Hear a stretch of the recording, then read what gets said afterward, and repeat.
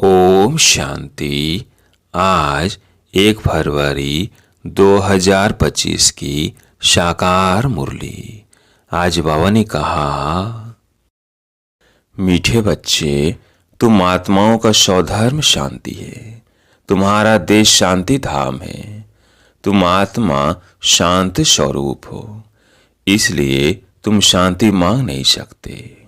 प्रश्न, तुम्हारा योग बल कौन सी कमाल करता है? उत्तर, योग बल से तुम सारी दुनिया को पवित्र बनाते हो।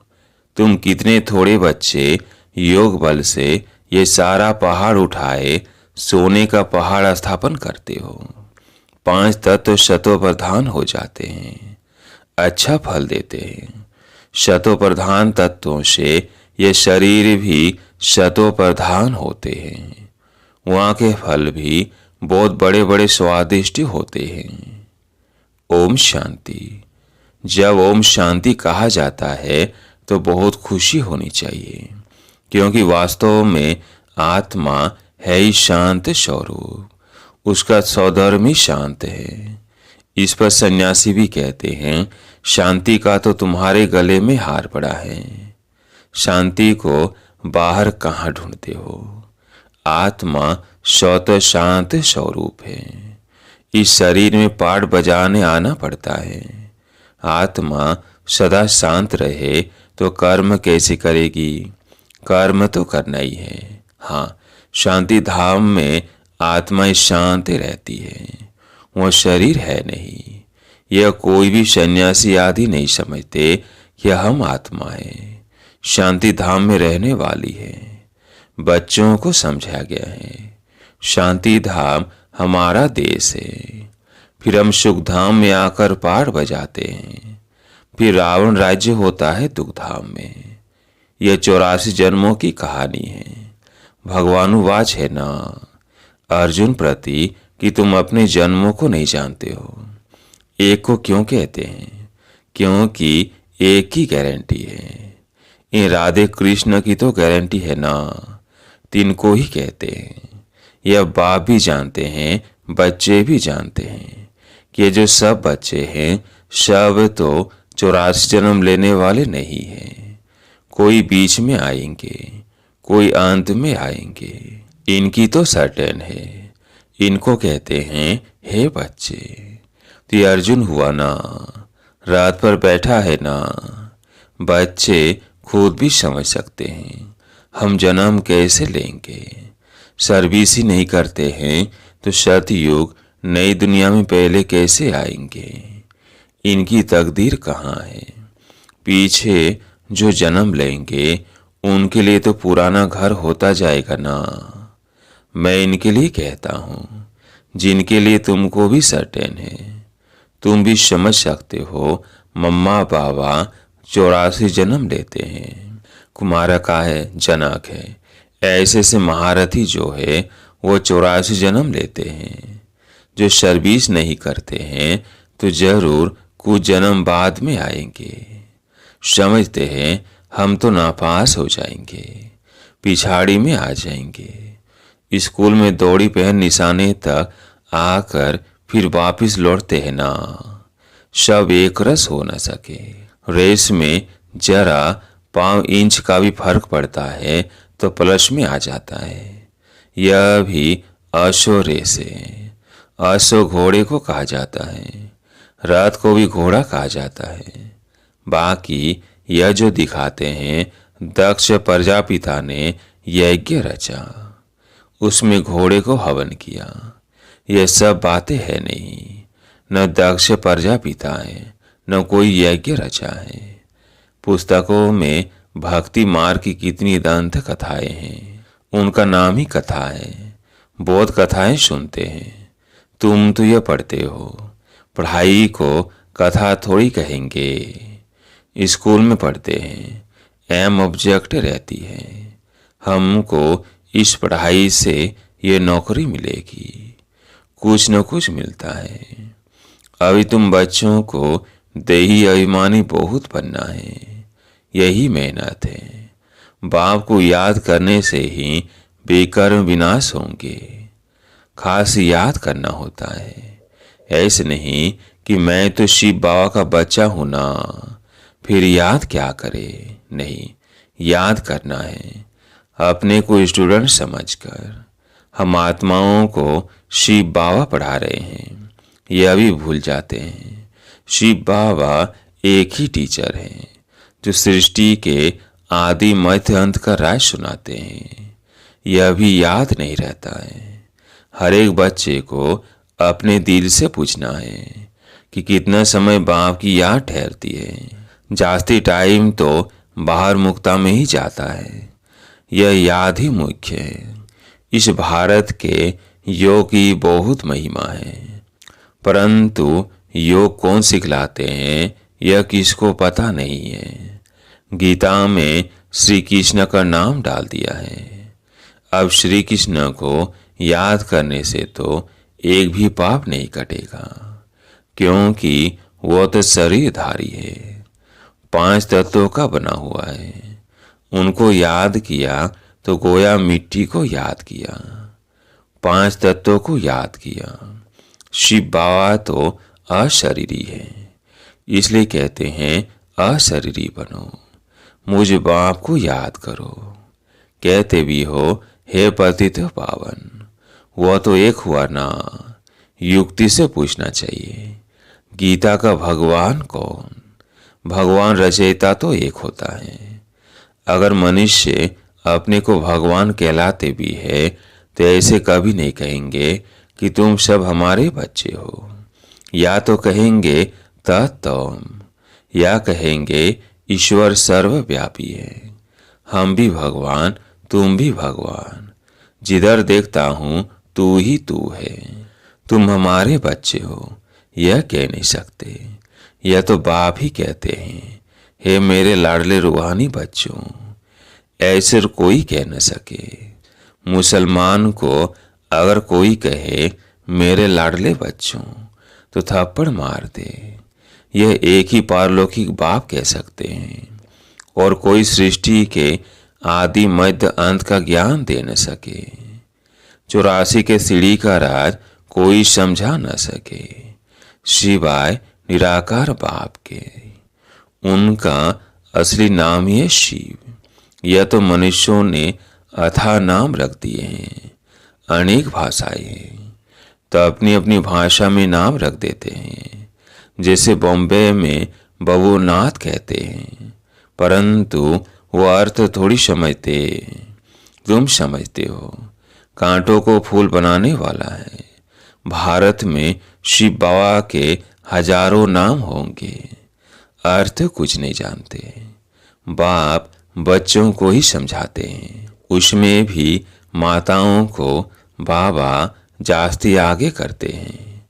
आजकल फीमेल्स का मान भी है, क्योंकि बाप आए हैं ना। बाप माताओं की महिमा ऊंच करते हैं। तुम शिव शक्ति सेना हो, तुम ही शिव बाबा को जानते हो। सच तो एक ही है, गाया भी जाता है सच की बेड़ी हिले डोले डूबे नहीं। तो तुम सच्चे हो, नई दुनिया की स्थापना कर रहे हो। बाकी झूठी बेड़ियां सब खत्म हो जाएंगी। तुम भी कोई यहाँ राज्य करने वाले नहीं हो। तुम फिर दूसरे जन्म में आकर राज्य करेंगे। यह बड़ी गुप्त बातें हैं जो तुम ही जानते हो। यह बाबा न मिला होता तो कुछ भी नहीं जानते थे। यह है युधिष्ठिर, युद्ध के मैदान में बच्चों को खड़ा करने वाला। यह नॉन वायलेंस, अहिंसक। मनुष्य हिंसा समझ लेते हैं मारा मारी को। बाप कहते हैं पहले मुख्य हिंसा तो काम कटारी की है, इसलिए काम महाशत्रु कहा है। इन पर ही विजय पानी है। मूल बात है काम विकार की। पतित माना भिखारी। भिखारी कहा ही जाता है पतित बनने वाले को, जो विकार में जाते हैं। क्रोध करने वाले को ऐसे नहीं कहेंगे कि यह भिखारी है। क्रोधी को क्रोधी, लोभी को लोभी कहेंगे। देवताओं को निर्विकारी कहा जाता है। देवताएं निर्लोभी, निर्मोही, निर्विकारी है, वह कभी विकार में नहीं जाते। तुमको कहते हैं विकार बिगर बच्चे कैसे होंगे, उन्हों को तो निर्विकारी मानते हो ना। वह है ही वाइसलेस दुनिया। द्वापर कलयुग है विशेष दुनिया। खुद को विकारी और देवताओं को निर्विकारी कहते तो है ना। तुम जानते हो हम भी विकारी थे, अब इन जैसा निर्विकारी बन रहे हैं। इन लक्ष्मी नारायण ने भी याद के बल से यह पद पाया है, फिर पा रहे हैं। हम ही देवी देवता थे, हमने कल पहले ऐसे राज्य पाया था जो कमाया, फिर हम पा रहे हैं। यही चिंतन बुद्धि में रहे तो भी खुशी रहेगी, परंतु माया ये स्मृति भुला देती है। बाबा जानते हैं तुम अस्थायी याद में रह नहीं सकेंगे। तुम बच्चे अडोल बन याद करते रहो तो जल्दी कर्मातीत अवस्था हो जाए और आत्मा वापिस चली जाए, परंतु नहीं। पहले नंबर में तो यह जाने वाला है। फिर शिव बाबा की बारात। शादी में माताएं मिट्टी के मटके में ज्योति जगाकर ले जाती है ना, यह निशानी है। शिव बाबा साजन तो सदा जागती ज्योत है, बाकी हमारी ज्योति जगाई है। यहाँ की बात फिर भक्ति मार्ग में ले गए हैं। तुम योग बल से अपनी ज्योति जगाते हो, योग से तुम पवित्र बनते हो। ज्ञान से धन मिलता है, पढ़ाई को सोर्स ऑफ इनकम कहा जाता है ना। योग बल से तुम खास भारत और हम सारे विश्व को पवित्र बनाते हो। इसमें कन्याएं बहुत अच्छी मददगार बन सकती है। सर्विस कर ऊंच पद पाना है, जीवन हीरे जैसा बनाना है, कम नहीं। गाया जाता है फॉलो फादर मदर, सी मदर फादर और अनन्य ब्रदर सिस्टर्स। तुम बच्चे प्रदर्शनी में भी समझा सकते हो कि तुमको दो फादर हैं, लौकिक और पारलौकिक। इसमें बड़ा कौन? बड़ा तो जरूर बेहद का बाप हुआ ना। वर्षा उनसे मिलना चाहिए। अभी वर्षा दे रहे हैं, विश्व का मालिक बना रहे हैं। भगवानुवाच, तुमको राजयोग सिखाता हूँ, फिर तुम दूसरे जन्म में विश्व के मालिक बनेंगे। बाप कल्प कल्प भारत में आकर भारत को बहुत शाहूकार बनाते हैं। तुम विश्व के मालिक बनते हो इस पढ़ाई से। उस पढ़ाई से क्या मिलेगा? यहाँ तो तुम हीरे जैसा बनते हो एक ही जन्म लिए। उस पढ़ाई में रात दिन का फर्क है। यह तो बाप टीचर गुरु एक ही है। तो बाप का वर्षा, टीचर का वर्षा और गुरु का वर्षा सब देते हैं। अब बाप कहते हैं देह सहित सबको भूलना है। आप मुए मर गई दुनिया। बाप के अडॉप्टेड बच्चे बने, बाकी किसको याद करेंगे? दूसरों को देखते हुए जैसे कि देखते नहीं। पाठ में भी आते हैं, परंतु बुद्धि में है अब हमको घर जाना है, फिर यहाँ आकर पाठ बजाना है। यह बुद्धि में रहे तो ही बहुत खुशी रहेगी। बच्चों को देवभान छोड़ देना चाहिए। यह पुरानी चीज यहाँ छोड़नी है, अब वापिस जाना है। नाटक पूरा होता है। पुरानी सृष्टि को आग लग रही है। अंधे की औलाद अंधे अज्ञान नींद में सोए पड़े हैं। मनुष्य तो समझेंगे ये सोया हुआ मनुष्य दिखाया है, परंतु यह ज्ञान नींद की बात है जिससे तुम जगाते हो। ज्ञान अर्थात दिन है सतयुग, अज्ञान अर्थात रात है कलयुग। यह बड़ी समझने की बातें हैं।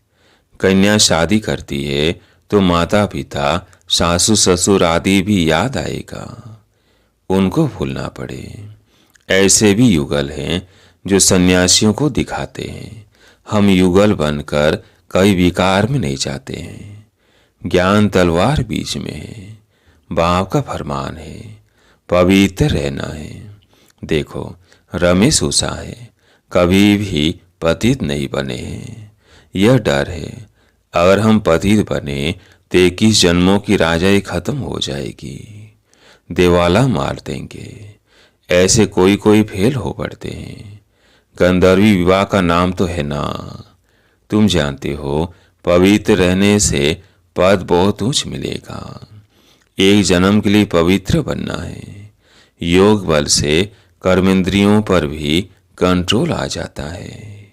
योग बल से तुम सारी दुनिया को पवित्र बनाते हो। तुम कितने थोड़े बच्चे योग बल से ये सारा पहाड़ उठाए सोने का पहाड़ स्थापन करते हो। मनुष्य थोड़ी समझते हैं, वह तो गोवर्धन पर्वत पिछाड़ी परिक्रमा देते रहते हैं। यह तो बाप ही आकर सारी दुनिया को गोल्डन एजेड बनाते हैं। ऐसे नहीं कि हिमालय कोई सोने का हो जाएगा, वहां तो सोने की खानियां भरतू हो जाएंगी। 5 तत्व शतो प्रधान है, फल भी अच्छा देते हैं। शतो प्रधान तत्वों से ये शरीर भी शतो प्रधान होते हैं। वहाँ के फल भी बहुत बड़े बड़े स्वादिष्ट होते हैं। नाम ही है स्वर्ग। तो अपने को आत्मा समझ बाप को याद करने से ही विकार छूटेंगे। देवाभिमान आने से विकार की चेष्टा होती है। योगी कई विकार में नहीं जाएंगे। ज्ञान बल तो है, परंतु योगी नहीं होगा तो गिर पड़ेगा।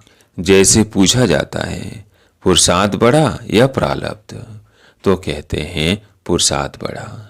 वैसे इसमें कहेंगे योग बड़ा। योग से ही पति से पावन बनते हैं। अब तुम बच्चे तो कहेंगे हम बेहद के बाप से पढ़ेंगे। मनुष्य पढ़ने से क्या मिलेगा, मास में क्या कमाई होगी। यह तुम एक एक रतन धारण करते हो, यह लाखों रुपयों के। वहाँ पैसे की गिनती नहीं की जाती, अनगिनत धन होता है। सबको अपनी अपनी खेतियां आदि होती है। अब बाप कहते हैं हम तुमको राजयोग सिखलाते हैं। यह एम ऑब्जेक्ट, पुरुषार्थ करके ऊंच बनना है। राजधानी स्थापन हो रही है। इन लक्ष्मी नारायण ने कैसे प्रारब्ध पाई, इनकी प्रारब्ध को जान गए तो बाकी क्या चाहिए। अभी तुम जानते हो कल्प 5000 वर्ष बाद बाप आते हैं, आकर भारत को स्वर्ग बनाते हैं। तो बच्चों को सर्विस करने का उमंग होना चाहिए। जब तक कोई को रास्ता नहीं बताया है, खाना नहीं खाएंगे। इतना उल्लास उमंग हो तब तो ऊंच पद पा सकते हैं। अच्छा, मीठे मीठे सिकिलदे बच्चों प्रति माता पिता बाप दादा का याद प्यार और गुड मॉर्निंग। रूहानी बाप की रूहानी बच्चों को नमस्ते। हम रूहानी बच्चों की रूहानी बाप दादा को याद प्यार गुड मॉर्निंग नमस्ते नमस्ते। धारणा के लिए मुख्य सार। पहला पॉइंट है, ईश्वरी सर्विस कर अपना जीवन 21 जन्मों के लिए हीरे जैसा बनाना है। माता पिता और अन्य भाई बहनों को ही फॉलो करना है।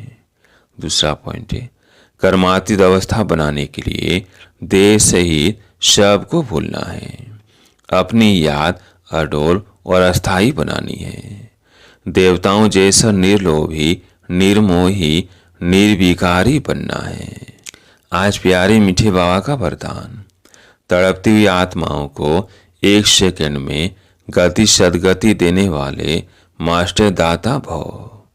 तड़पती हुई आत्माओं को 1 सेकंड में गति सदगति देने वाले मास्टर दाता भव। जैसे स्थूल सीजन का इंतजाम करते हो, सेवाधारी सामग्री सब तैयार करते हो, जिससे किसी को कोई तकलीफ ना हो, समय व्यर्थ न जाए।